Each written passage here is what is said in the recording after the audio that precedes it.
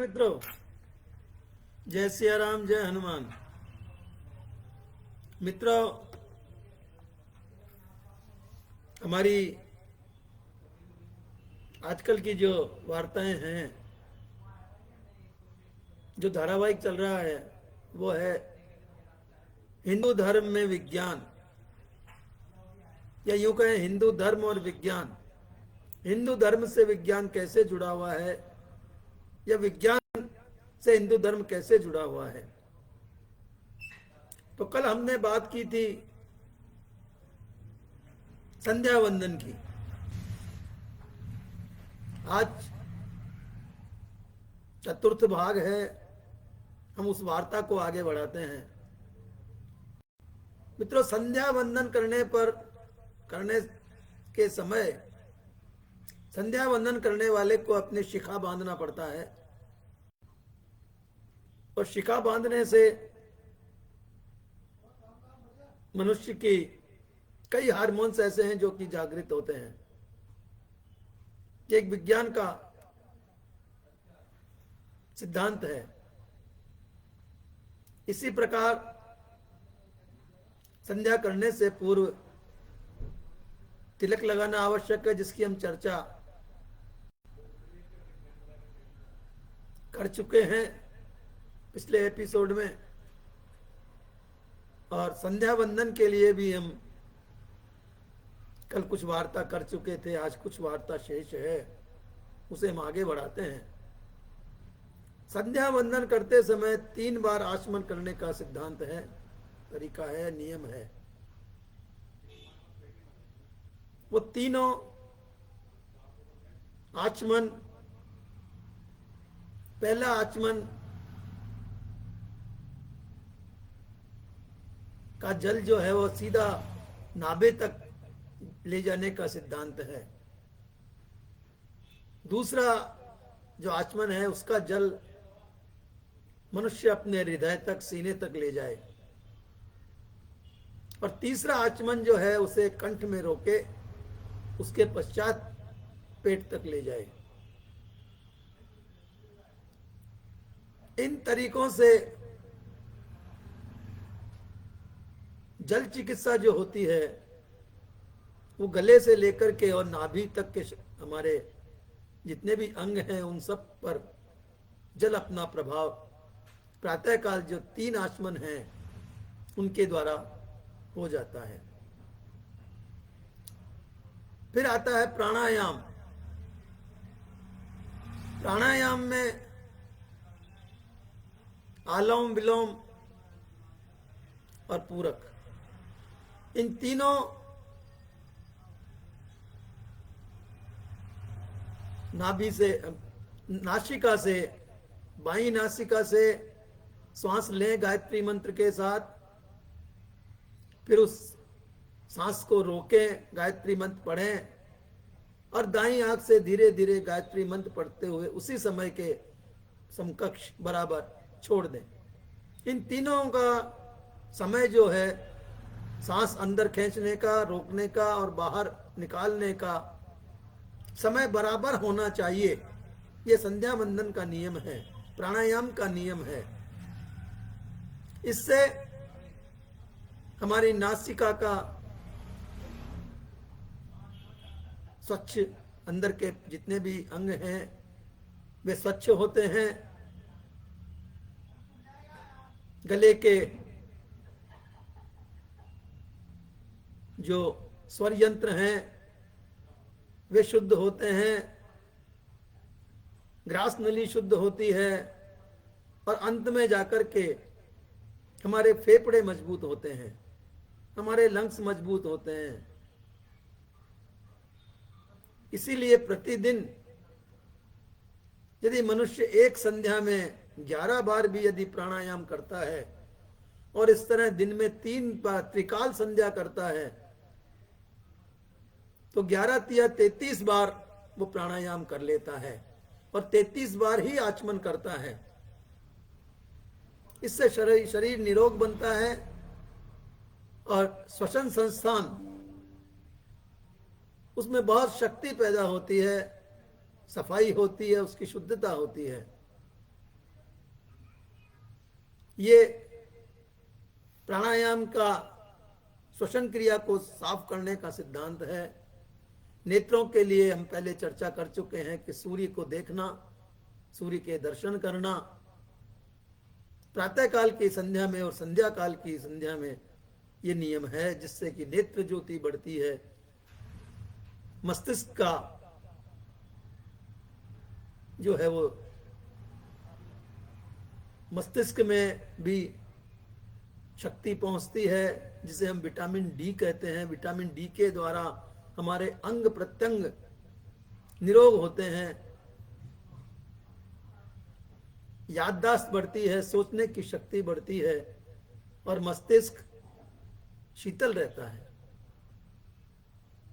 तो ये इस तरह हमारे धर्म में, हिंदू धर्म में विज्ञान को जोड़ा गया है और विज्ञान के द्वारा हमारे शरीर को स्वस्थ करने के नियम बना दिए गए हैं।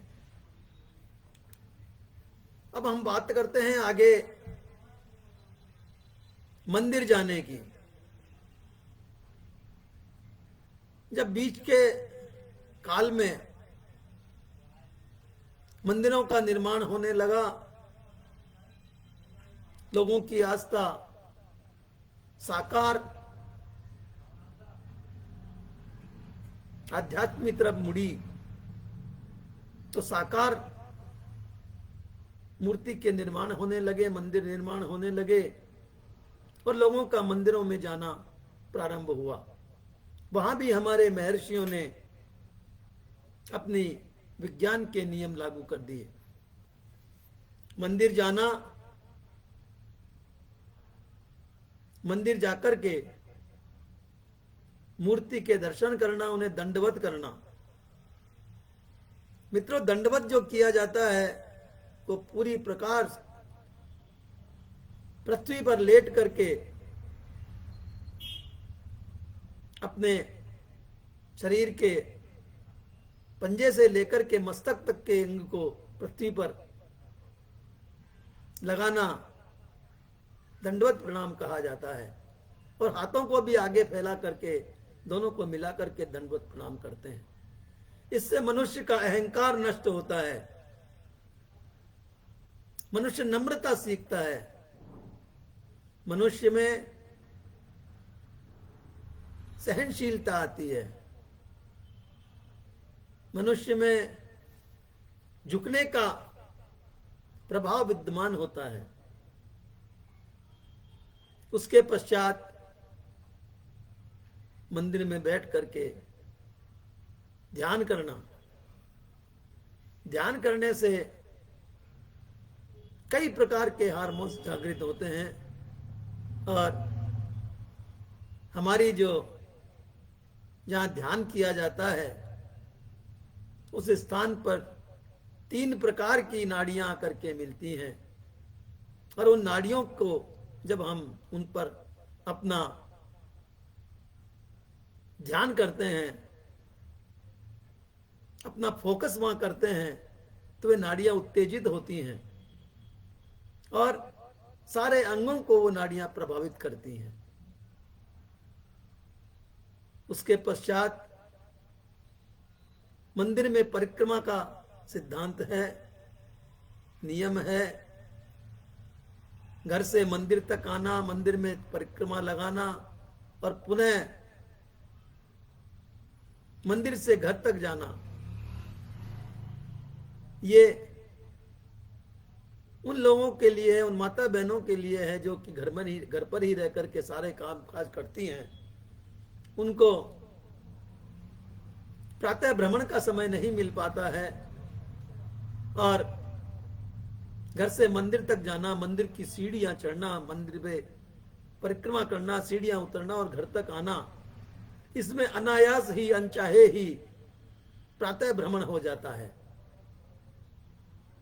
और प्रातः भ्रमण के लाभ आप सब जानते हैं।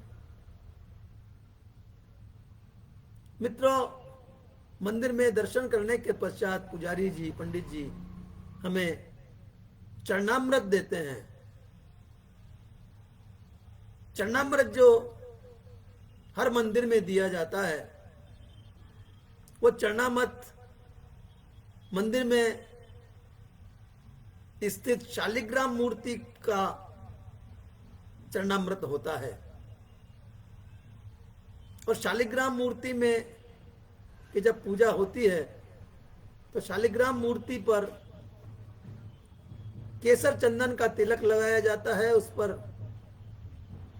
तुलसी पत्र चढ़ाया जाता है और वह तुलसी पत्र चंदन केसर शालिग्राम जी के संपर्क में दूसरे दिन प्रातः तक रहती हैं। प्रातः जब दोबारा उनको स्नान कराया जाता है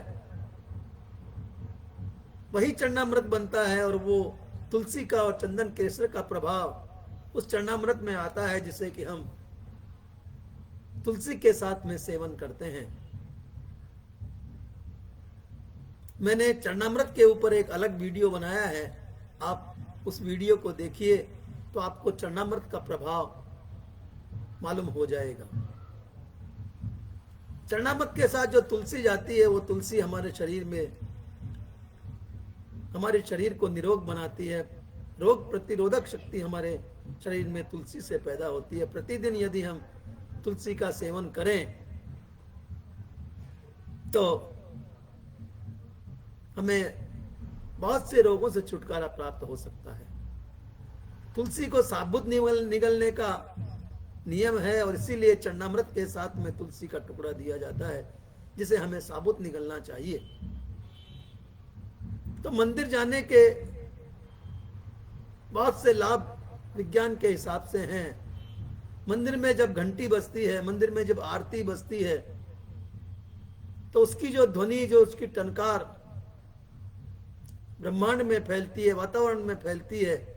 जहां जहां भी वो जनकार पहुंचती है वहां वहां के बैक्टीरिया नष्ट होते हैं। ऐसा वैज्ञानिकों ने रिसर्च में, आज पाश्चात्य के वैज्ञानिकों ने जाना है। उनके मन में जिज्ञासा थी कि घंटी क्यों बजाई जाती है, घंटा ध्वनि में ऐसा क्या है, और उन्होंने उस पर रिसर्च किया तो उन्होंने पाया कि जहां जहां भी घंटी की ध्वनि जा रही है, जहां जहां भी घंटी के ध्वनि का कंपन हो रहा है, वहां वहां के बैक्टीरिया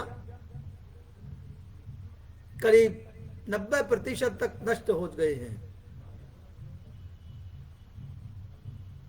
तो ये कई कारण हैं इसके जो विज्ञान से जुड़े हुए हैं मंदिर जाने के, इनके ऊपर कुछ पर हम चर्चा कर रहे हैं। कल हम इसी वार्ता को आगे बढ़ाएंगे। आज बस इतना ही। नमस्कार, विदा, शुभ रात्रि, जय सिया राम, जय हनुमान।